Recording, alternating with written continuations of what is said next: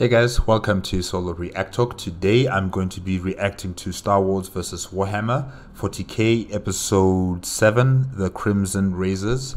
It's been created by AFanWithTooMuchTime. If you want to check out my previous reactions, remember the playlist card will be at the top. Just click on it and you'll be able to access them. If you want to check out the original video as well as AFanWithTooMuchTime's YouTube channel, remember the links are in the description below.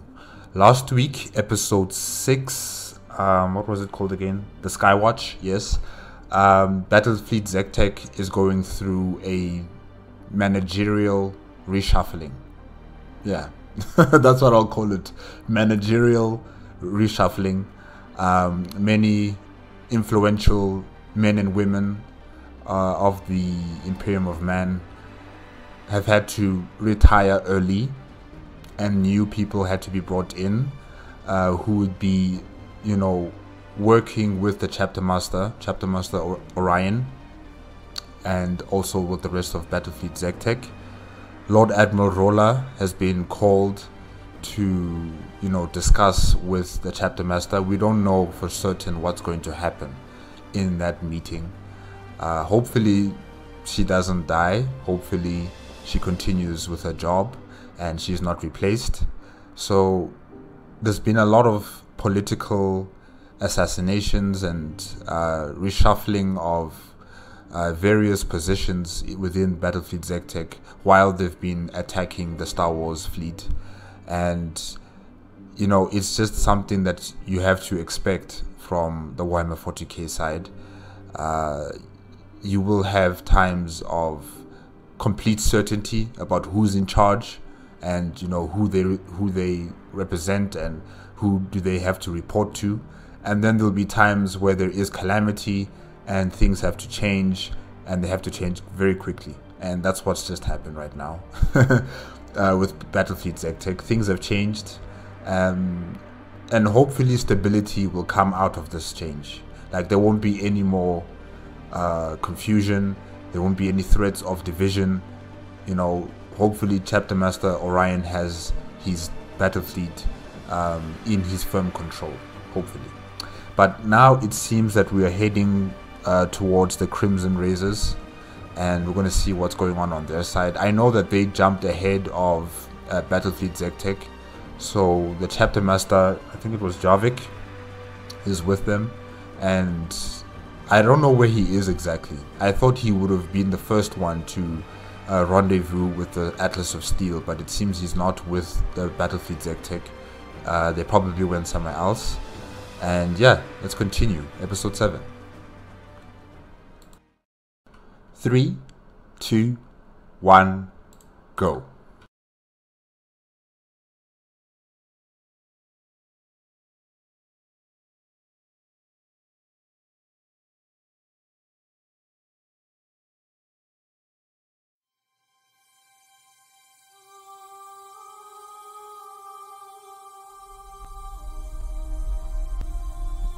Humanity has always looked skyward for its true path. We stood at the edge of destruction and would have fallen if not for the might of the God Emperor and his angels of death. Forged in blood, tempered in battle, we are the living weapons of humanity. The Space Marines.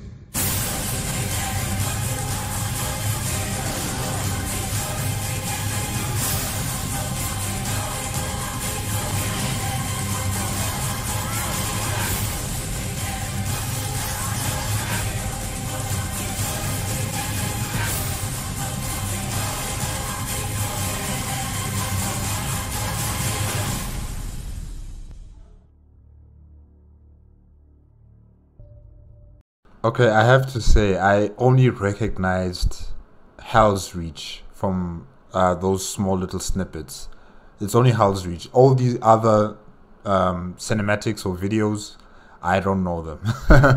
I guess there's a lot that I still need to catch up on in terms of Warhammer 40K. I think maybe those were also movies, if I'm not mistaken. But yeah, they look cool. They really look cool. Davik Thune had waited for weeks. He had shut down his Geller fields when they had impeded his path, and the Emperor, despite the claims of the now dead navigators, had protected them better than those ancient relics ever could. His men had braced, prepared to be overwhelmed by the endless tide of damnation which owned the warp and all who served it, and yet no such onrush of daemons came.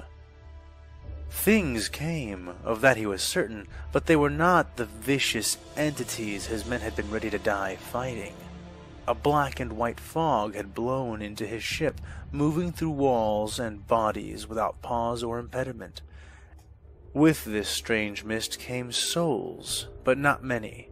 Some were Xenos, some were human, all were dazed, drifting, and utterly uninterested in them.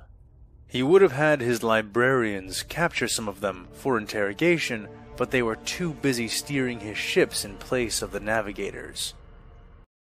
Oh, okay. So he killed the navigators, and now his librarians are taking command and, navigating them through the warp. I didn't know that that was possible. I thought the Navigator Guild was the only one, well, they were the only ones who could actually, take a ship through the warp and navigate it safely through the warp. But now I can see that librarians can also do the same. So doesn't that bring into question, why do we need navigators if librarians can do this? Why do we need the monopoly of the navigators if librarians can do the same thing? Okay. And these ghosts that are going through the ship, I think there are Jedi that have died, and they're entering into their Force ghost kind of existence. Like how Yoda and Obi-Wan Obi-Wan Kenobi, after they died, and also Qui-Gon Jinn, when they died, they became one with the Force, and they became these spirit Force kind of entities. So I'm assuming that's where these guys are, like in the warp. That's where the Force spirits exist. They exist in the warp, in the Star Wars universe warp, and I wonder, why aren't they doing anything, or why aren't they trying to talk to the Warhammer 40K people and ask them, what are you guys doing here? How did you guys get into this place? Because no one in the Star Wars universe uses the warp, and I'm assuming that this place, the warp in the Star Wars universe, is primarily meant for those who are Force sensitive. Yeah. So interesting. Those heretics had claimed the Emperor was dead. They had claimed his light was vanished. And yet, what else could this be but the Emperor's own Aegis? They had died traitors' deaths, and the survival of his fleet in the naked warp was all the vindication he needed in order to know for certain that he had been right. And he had been right for weeks. He had been waiting, watching, and at long last they had arrived. He did not know if this galaxy was even their own, but he knew that coming here would tell him for certain. He had been here, after all, during the fall. He had watched, wounded and from orbit, when Cadia was finally brought to its knees. Davik had watched as Abaddon, 16 times damned traitor, had hurled the ruins of his greatest weapon at Cadia, discarding the power and knowledge of an entire Blackstone fortress and several of his own men and ships to steal a bitter victory from the clutches of honorable defeat. Like a petulant child. The Chaos demons and the servants of Chaos don't know anything about honorable defeats. It's they don't know anything about that. There's no such thing. They fight until they can't. Child sweeping the board of a game he simply was not going to win. Abaddon bled himself, bled his Black Legion, and did what no one else had ever done, what no one else would ever do again. I don't know I mean, how many Blackstone fortresses are there out in the galaxy? How many of them are there in the Warhammer 40K galaxy? I'm sure if Abaddon can get his hands on another one, he's definitely going to do the same thing. He probably should do it on Terra next time. Yeah, that would be very exciting. Thus was how complete the shattering of Cadia had been. It was a vision he knew more intimately and painfully than any other, and he had worked hard in the time since then to overcome the defeat they had all suffered there that day. Davik had become the chapter master of the Crimson Razors, had changed from being a detractor of the controversial reforms of his forebears to being their foremost champion. All of this he had done with the thought of Cadia's shattered stellar body trapped forever in his mind's eye. It was an image he knew better than any other, and it was not the image that greeted his hungering eyes as his battle barge, the Black Crimson, emerged from the warp. Wait, the Black Crimson of the Crimson Razors. Okay, it's the flagship. Okay, right. What he saw instead of the haunted ruin of Cadia and its sister planets was interesting but unwelcomed. This confirmed his suspicions. They were no longer within the bounds of the Milky Way galaxy. Their desperate dash through the thinnest tendril of the Cicatrix Maledictum had somehow cast them to an entirely different galaxy, or perhaps even a parallel universe. He cared not for which one was the case. Before him lay a system with two heavily populated Xenos worlds, clearly at war. The most heavily populated planet was an enormous urban world, clearly some kind of hive world for the Xenos who lived there. It's not Coruscant, is it? It better not be Coruscant. Because, yeah, that's like the only Ecumenopolis that I know of in Star Wars, really. I know there are other, city planets, but I don't know. I think Coruscant is like the most prominent one. So I'm hoping this is not Coruscant. Was surrounded by a fleet of escort ships shaped like white and red arrowheads. Opposing the arrows was a more varied fleet of cigar and oval-shaped ships. They seemed to be in a standoff, neither side fighting the other, their presences holding hostilities in check. But around the less populated planet, there seemed to be much more occurring. Many ships gathered around this sphere as well, but they seemed to be exchanging fire, contesting the space and making Davik certain of the conflict they were engaged in. Already they had dispatched wings of Fury attack craft and Thunderhawks to scout the area and retrieve more data. This system was where the Cadia system was meant to be. If for no other reason than to honor its memory, Davik would purge it, and make it a mirror of the devastation that belonged there. "My lord, we are receiving troubling information from the scouts," said an officer near him, his head and face heavily augmented to allow the receiving and transmission of broadcast communications. "Speak it," Davik growled. "Yes, it would appear that one of the armies is composed predominantly of humans," the officer said. At this, Davik perked up.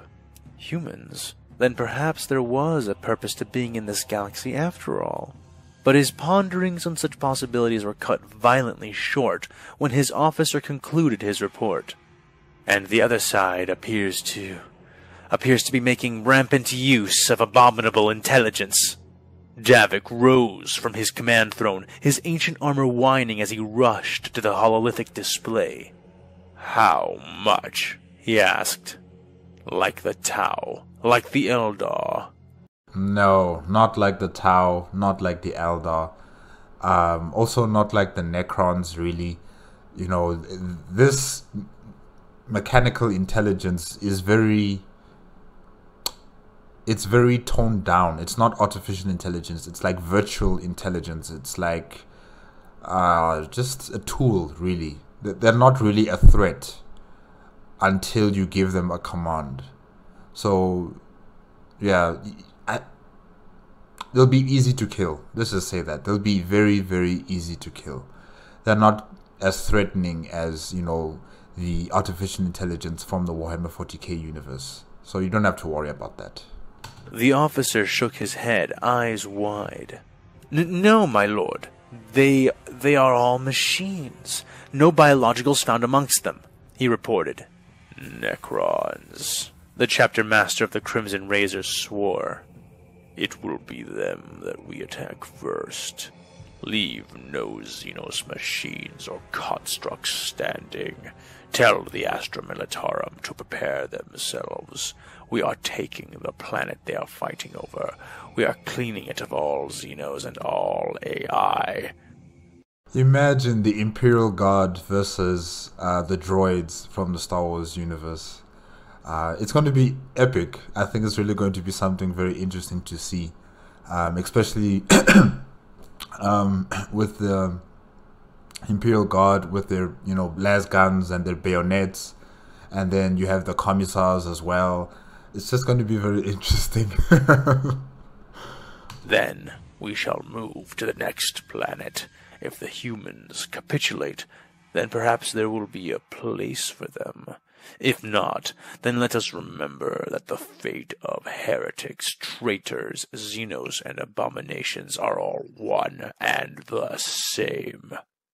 Death. But I just don't see them having any issues, you know, taking out the separatist forces. I don't see them having any issues. The droids are comical, you know, they're funny. They are clumsy. They don't have a sense of urgency. There are some droids that are dangerous to some certain degree, you know, to some certain extent, but mainly the majority of them, they're just not serious. They're just funny, and, you know, they can't really keep up with things that are moving so fast. And the Astartes move fast. The Astartes have devastating weapons. So just like what happened with the clone troopers and Battlefleet Zectec, it's going to be a terrible, horrific affair, you know, aboard these vessels once they, you know, crash land on them. So yeah. It was dark and red, the lights only dimly illuminating the cylindrical interior of the boarding torpedo. The Marines were mag-locked into place, standing in 2 rows. The smell of scented ashes, sweet and strong, filled the recycled air. Many of the brothers whispered hymns of wrath. Most said nothing, eyes still and straight ahead, thumbs tracing the triggers of chain swords, the hilts of combat knives, the internal cushioned suspension harnesses of their power fists. Brother Arachnus clutched his bolter tightly, both hands. In spite of their namesake, the Crimson Razors had always been true sons of Dorn, truer even than the Black Templars. And while the original fists had been no slouches with chainswords, it was with the bolter that the Emperor's vengeance was to be delivered. And, in spite of the many changes that had taken the chapter in recent centuries, changes that had made them more and more resemble the aforementioned Templars, all of the old guard, all of the veterans, all of the true crusaders still executed Dorn's fury with precise, professional shots from one of the small, thundering dragons the tech priests crafted for them, bolters such as the one he now carried in his hands. She was an ancient thing, built thousands of years ago, built to kill the mechanical monstrosities of the Terrafont Entente. It had done its job well. The Terrafont and all of their constituent races were utterly extinguished. He could almost feel its machine spirit stirring, waking from centuries of sleep in the hopes of doing once more what it had done so proudly before. Soon, he could. Look at that gun, and look at the bullets. Yikes. Could do it. The Black Templars did have one thing right. Above nearly all other chapters, within and without the Legion of Dorn, they did stand apart in at least one crucial way. The Emperor was not simply the greatest scion of humanity, not only the mightiest champion of mankind, its ruler, its emperor. No. He who now sat the golden throne was not merely the most formidable psyker to ever live. The Emperor of mankind was a god, a true god, the only god. And in the bestowing of that truth through their actions at the Ascension Wars so many centuries ago, they had earned some grudging respect from Arachnus. But their obsession with swords, with blade work, it had infected the younger Marines in his chapter, and so Brother Arachnus would show them, would lead by example, would demonstrate with lethal zeal and unerring precision why the old way was the best way. The drill tube hit, and in milliseconds breached the outer layer of the ship they were boarding. The front end blew open and his fire team of 5 spilled out into the space. It was over in instants, laughably easy. They had crashed through the transparent steel of the bridge of the ship, and inside were several beings. Most of these beings were machines, the hated AI the Emperor himself had banned from existence. But the exception among them was only marginally less abhorrent. A standing, spider-like Xeno, covered in cybernetic augmentations composed of its profane alien technology. I remember this alien. I forgot the name, but it was always having this clicking sound. Just yeah, whenever it speaks. And I remember it also used to, caress its mandibles sometimes. Yeah, I forgot your name. I'm sorry. Still, it was the lesser of the priorities, something all realized as they stormed the machines. And yet, despite the blinding speed of their movements, the faultless zeal and fury of their charge, the devastating power of the blows they sought to unleash upon these mechanical abominations, not a one would have the chance. Brother Arachnus' bolter let loose a hail of fire, each projectile coughed out by the thundering weapon carrying itself on a micro-engine, whipping through space with a velocity which tore the air itself. Reticles had appeared in his helmet display, highlighting each enemy with unerring accuracy, showing their bodies, the density of the cover that stood between he and they, if any, and singled out projected areas of weaknesses, heads, hearts, and groins. He didn't even remotely need them. Nearly 200 years of constant, escalating training and war against foes whose numbers knew no end, and whose forms knew no boundary of reason or dignity, had honed his mind into a killing cogitator which could far outstrip anything forged by pathetically artificial means. And this is where, the experience of battle, it just dominates the entire situation. The Warhammer 40K universe and the Space Marines, they've been going through hell, literal hell. They've been fighting against all types and versions of abominable creatures and aliens and mutated monsters, all forms, all types of hellish nonsense. And then you come to the Star Wars side of things where, the Separatists, the leaders of the Separatists, they are decadent. They don't really get their hands dirty. They create machines to do the work for them, and the machines they create are also they're docile in a way. They only obey to issued commands.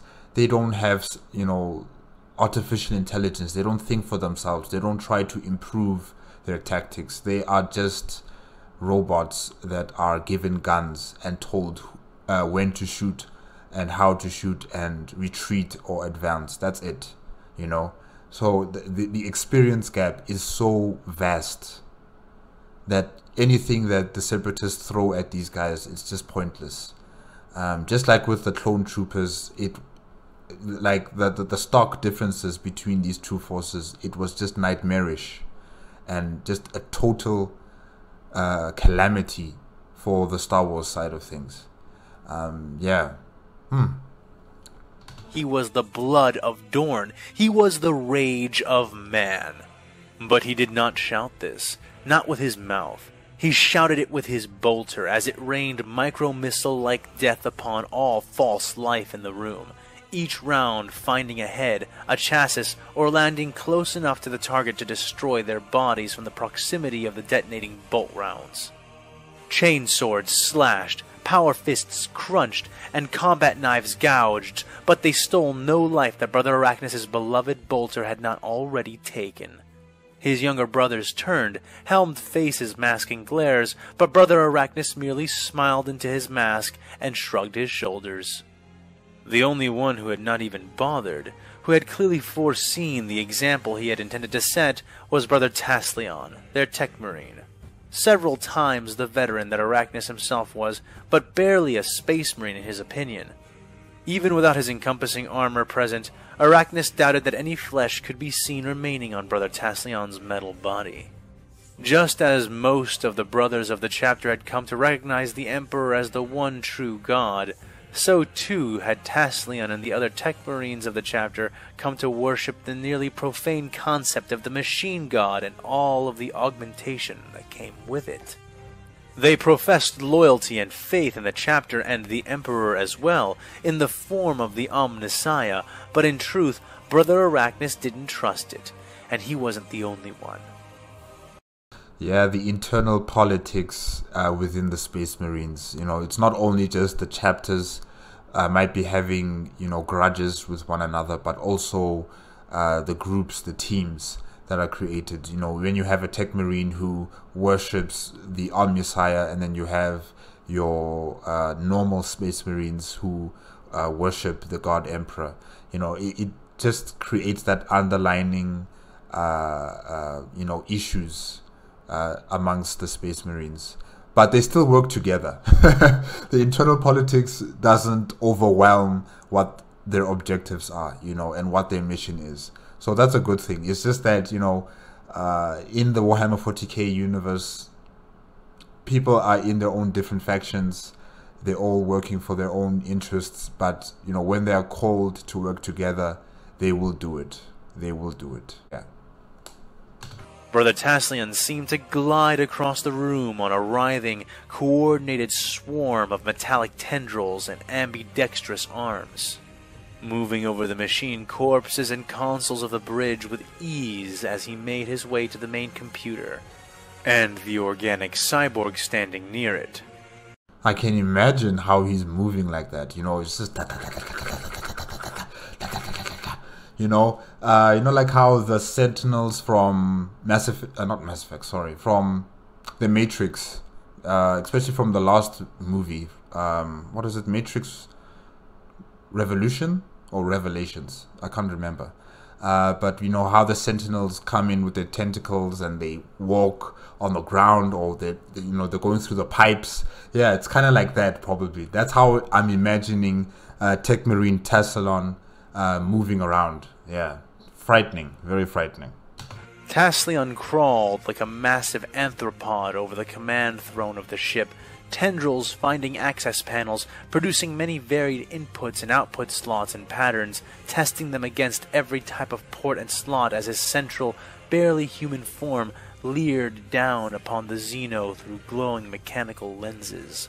The throne sparked and chimed discordantly as several tendrils managed to connect to the machine.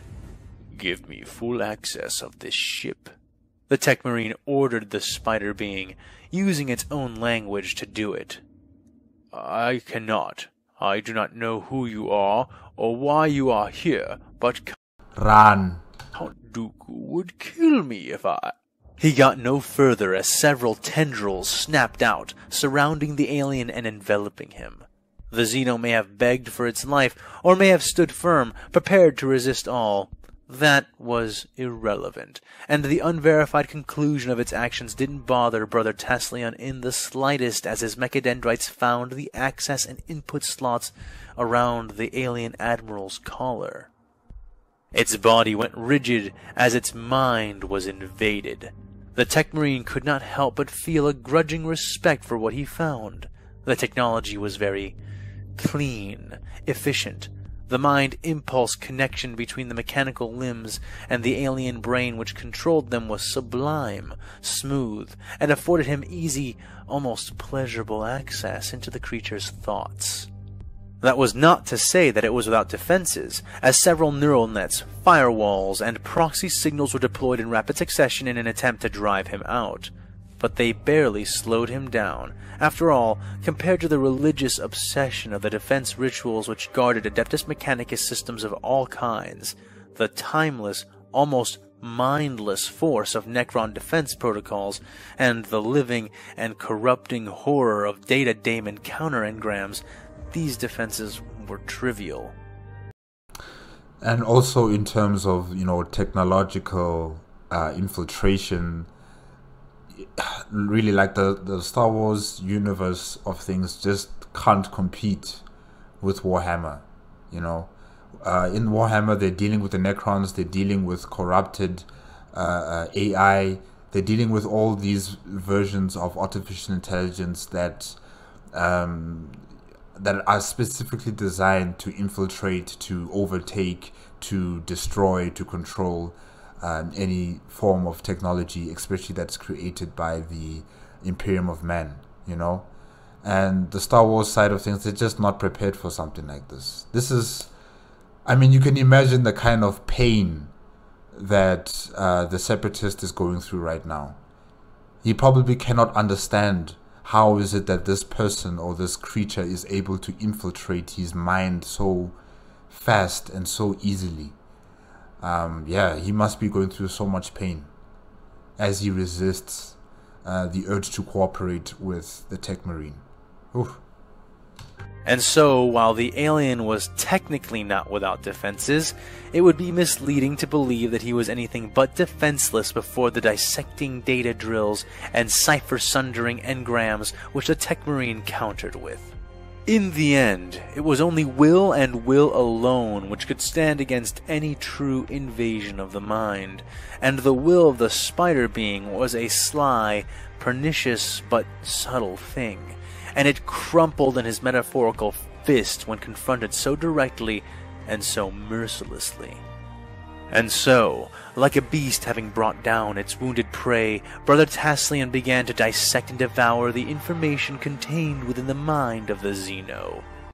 It doesn't, if you were to imagine it, it doesn't sound like it's nasty, but the way AFanWithTooMuchTime, is saying it, it just sounds like he's being eaten, literally.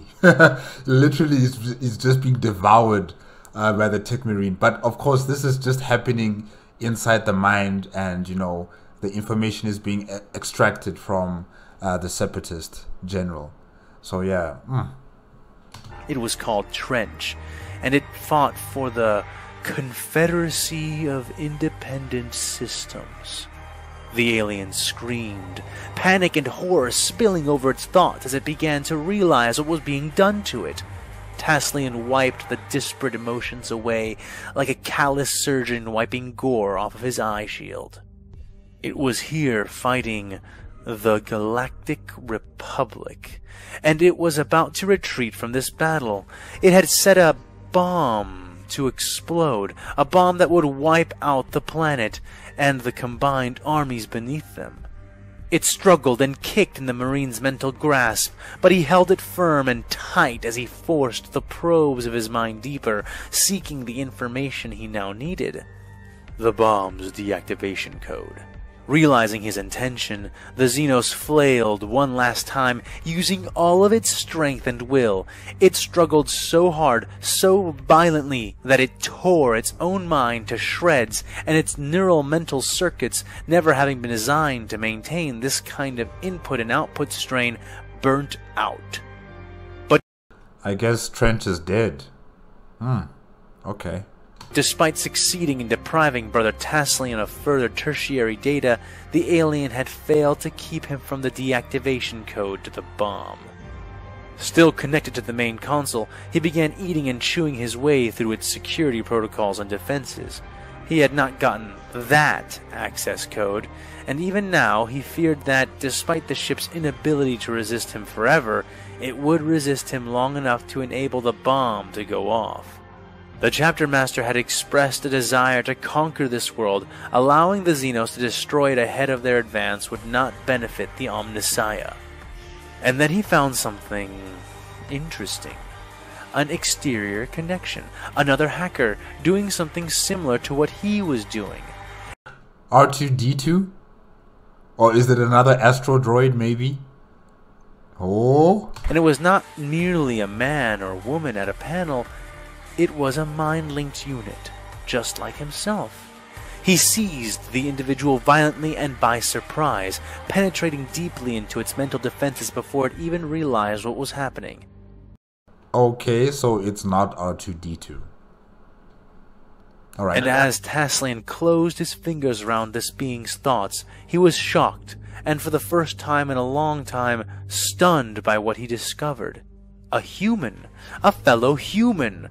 Certainly of a different culture, a different mindset, but undeniably a human. Here, among these machines, he squeezed and compelled the mentally constrained man to identify himself. He resisted, and was gradually forced to capitulate. In a desperate mental gasp, the being named itself.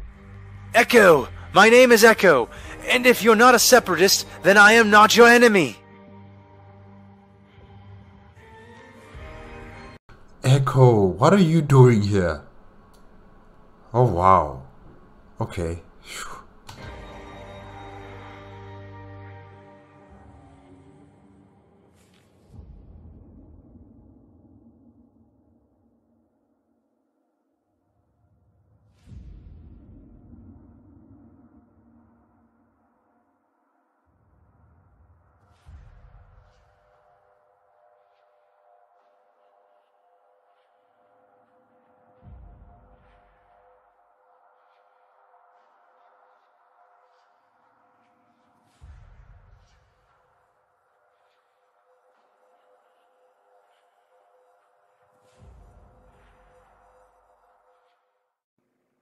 Next time.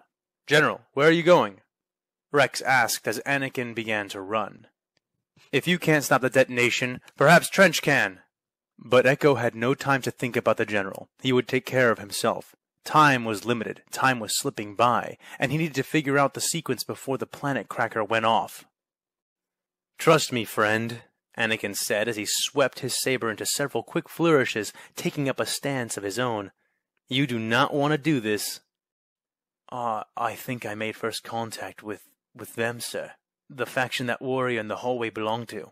They seized control of the ship's computer, so they have control of the bomb now, too. They haven't detonated it yet, but honestly, sir, that might just be a temporary stay of execution for Anaxis. If you had seen what I had seen, if you knew the enemy the way he made me know them, we aren't ready, sir. We are so not ready that it's going to take a miracle to save Axum.